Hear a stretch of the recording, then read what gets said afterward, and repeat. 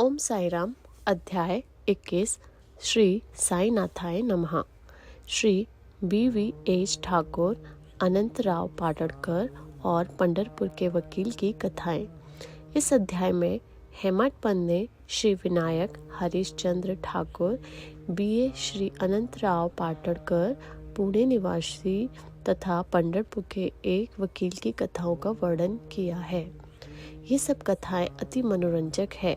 यदि इनका सारांश मनन पूर्वक ग्रहण कर उन्हें आचरण में लाया जाए तो आध्यात्मिक पथ पर पाठकगण अवश्य अग्रसर होंगे। प्रारंभ। यह एक साधारण सा नियम है कि गत जन्मों के शुभ कर्मों के फलस्वरूप ही हमें संतों का संध्य और उनकी कृपा प्राप्त होती है। उदाहरणार्थ, हेमाडपंत स्वयं अपनी घटना प्रस्तुत करते हैं। वे अनेक वर्षों तक बम्बई के उपनगर बांद्रा के स्थानीय न्यायाधीश रहे। पीर मौलाना नामक एक मुस्लिम संत भी वहाँ निवास करते थे। उनके दर्शनार्थ अनेक हिंदू, पारसी और अन्य धर्मावलंबी वहाँ जाया करते थे। उनके मुजावर पुजारी ने हेमाडपंत से भी उनका दर्शन करने के लिए बहुत आग्रह किया, परंतु किसी न किसी कारणवश उनकी भेंट उनसे ना हो सकी। अनेक वर्षों के उपरांत जब उनका शुभ काल आया तब वे शिरडी पहुँचे और बाबा के दरबार में जाकर स्थायी रूप से सम्मिलित हो गए। भाग्यहीनों को संत समागम की प्राप्ति कैसे हो सकती है? केवल वे ही सौभाग्यशाली हैं जिन्हें ऐसा अवसर प्राप्त हो। संतों द्वारा लोक शिक्षा। संतों द्वारा लोक शिक्षा का कार्य चिरकाल से ही इस विश्व में संपादित होता आया है। अनेकों संत भिन्न भिन्न स्थानों पर किसी निश्चित उद्देश्य की पूर्ति के लिए स्वयं प्रकट होते हैं। यद्यपि उनका कार्यस्थल भिन्न होता है, परंतु वे सब पूर्णतः एक ही हैं। वे सब उस सर्वशक्तिमान परमेश्वर की संचालन शक्ति के अंतर्गत एक ही लहर में कार्य करते हैं। उन्हें प्रत्येक का कार्य का परस्पर ज्ञान रहता है और आवश्यकता अनुसार परस्पर कमी की पूर्ति करते हैं। जो निम्नलिखित घटना द्वारा स्पष्ट है। Shri Thakur, Shri VH Thakur BA revenue विभाग में एक कर्मचारी थे। वे एक समय भूमि पादक दल के साथ कार्य करते हुए बेल गांव के समीप वड़गांव में नामक ग्राम में पहुंचे। वहां उन्होंने एक कानड़ी संत पुरुष के दर्शन कर उनकी चरण वंदना की। वे अपने भक्तों को निश्चल दासकृत विचार सागर नामक ग्रंथ, जो वेदांत के विषय में है, का भावार्थ समझा रहे थे। जब श्री ठाकुर उनसे विदाई लेने लगे तो उन्होंने कहा, तुम्हें इस ग्रंथ का अध्ययन अवश्य करना चाहिए और ऐसा करने से तुम्हारी इच्छाएं पूर्ण हो जाएंगी तथा जब कार्य करते करते कालांतर में तुम उत्तर दिशा में जाओगे तो सौभाग्यवश तुम्हारी एक महान संत से भेंट होगी, जो मार्ग प्रदर्शन कर तुम्हारे हृदय को शांति और सुख प्रदान करेंगे। बाद में उनका स्थानांतरण जुन्नर को हो गया, जहाँ किनारे घाट पार करके जाना पड़ता था। यह घाट अधिक गहरा और पार करने में कठिन था, इसीलिए उन्हें भैंसे की सवारी कर घाट पार करना पड़ा, जो उन्हें अधिक असुविधाजनक तथा कष्टकर प्रतीत हुआ। उसके पश्चात ही उनका स्थानांतरण कल्याण में एक उच्च पद पर हो गया और वहां उनके नाना साहेब चांदुरकर से परिचय हो गया। उनके द्वारा उन्हें श्री साईं बाबा के संबंध में बहुत कुछ ज्ञात हुआ और उन्हें उनके दर्शन की तीव्र उत्कंठा हुई। दूसरे दिन ही नाना साहेब शिरडी को प्रस्थान कर रहे थे। उन्होंने श्री ठाकुर से अपने साथ चलने का आग्रह किया।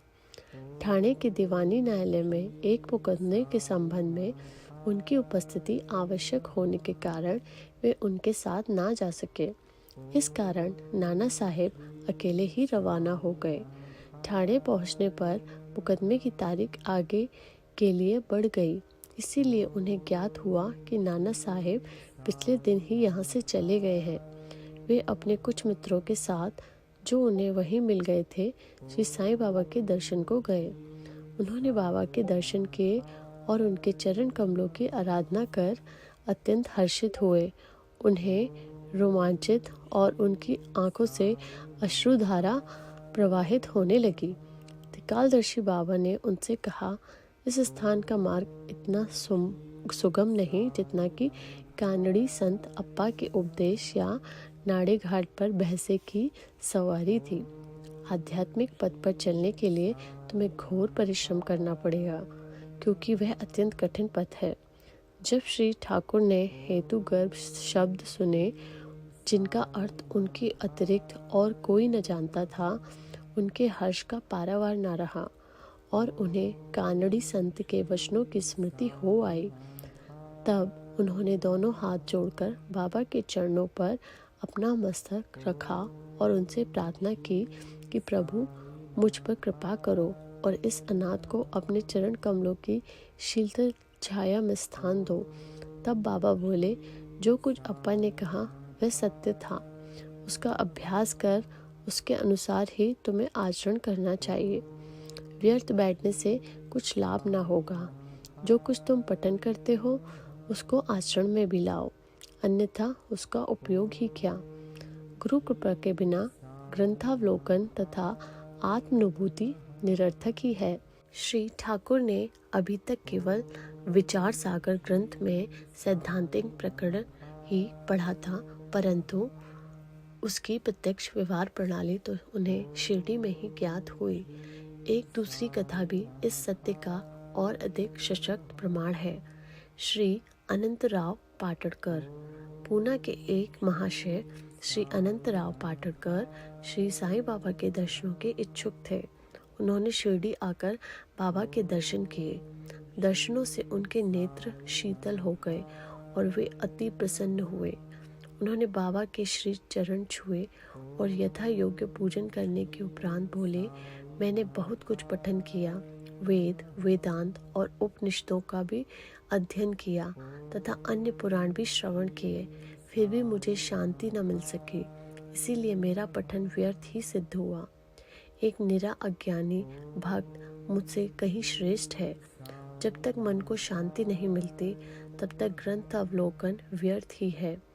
मैंने ऐसा सुना है कि आप केवल अपनी दृष्टि मात्र से ही विनोदपूर्ण वचनों द्वारा दूसरों के मन को सरलता पूर्वक शांति प्रदान कर देते हो। यही सुनकर मैं भी यहाँ आया हूँ। कृपा कर मुझ दास को भी आशीर्वाद दीजिए। तब बाबा ने निम्नलिखित कथा कही। घोड़ी की लीद के 9 कोले, अर्थात नवधा भक्ति। एक समय एक सौदागर यहाँ आया। उसके सम्मुख ही एक घोड़ी ने लीद की। जिज्ञासु सौदागर ने अपनी धोती का एक छोर बिछाकर उस लीद के 9 कोले रख लिए और इस प्रकार उसके चित्त को शांति प्राप्त हुई। श्री पाटड़कर इस कथा का कुछ भी अर्थ न समझ सके, इसलिए उन्होंने श्री गणेश दामोदकर उपनाम दादा केलकर से अर्थ समझाने की प्रार्थना की और पूछा कि बाबा के कहने का अभिप्राय क्या है। वे बोले कि जो कुछ बाबा कहते हैं उस समय स्वयं भी अच्छी तरह नहीं समझ सकता, परंतु उनकी प्रेरणा से ही जो कुछ समझ सका हूँ वह तुमसे कहता हूँ। घोड़ी है ईश कृपा और 9 एकत्रित गोले हैं नव विद्या भक्ति, यथा श्रवण, कीर्तन, नाम स्मरण, पाद सेवन, अर्चन, वंदना, दास्ता, साखिता और आत्मनिवेदन। ये भक्ति के 9 प्रकार हैं। इनमें से यदि एक को भी सत्यता से कार्य रूप में लाया जाए तो भगवान श्री हरि अति प्रसन्न होकर भक्त के घर प्रकट हो जाएंगे। समस्त साधनाएं अर्थात जप, तप, योगाभ्यास तथा वेदों के पठन पाठन में जब तक भक्ति का संपुट ना हो बिल्कुल शुष्क ही है। वेद ज्ञानी या ब्रह्म ज्ञानी की कीर्ति भक्ति भाव के अभाव में निरर्थक है। आवश्यकता है तो केवल पूर्ण भक्ति की। अपने को भी उसी सौदागर के समान ही जानकर और व्यग्रता तथा उत्सुकता पूर्वक सत्य की खोज कर 9 प्रकार की भक्ति को प्राप्त करो। तब कहीं तुम्हें दृढ़ता तथा मानसिक शांति प्राप्त होगी। दूसरे दिन जब श्री पाटड़कर बाबा को प्रणाम करने गए तो बाबा ने पूछा कि क्या तुमने लीद के 9 गोले एकत्रित किए? उन्होंने कहा कि मैं अनाश्रित हूँ, आपकी कृपा के बिना उन्हें सरलता पूर्वक एकत्रित करना संभव नहीं है। बाबा ने उन्हें आशीर्वाद देकर सांत्वना दी कि तुम्हें सुख और शांति प्राप्त हो जाएगी, जिसे सुनकर श्री पाटड़कर के हर्ष का पारावार ना रहा। पंढरपुर के वकील।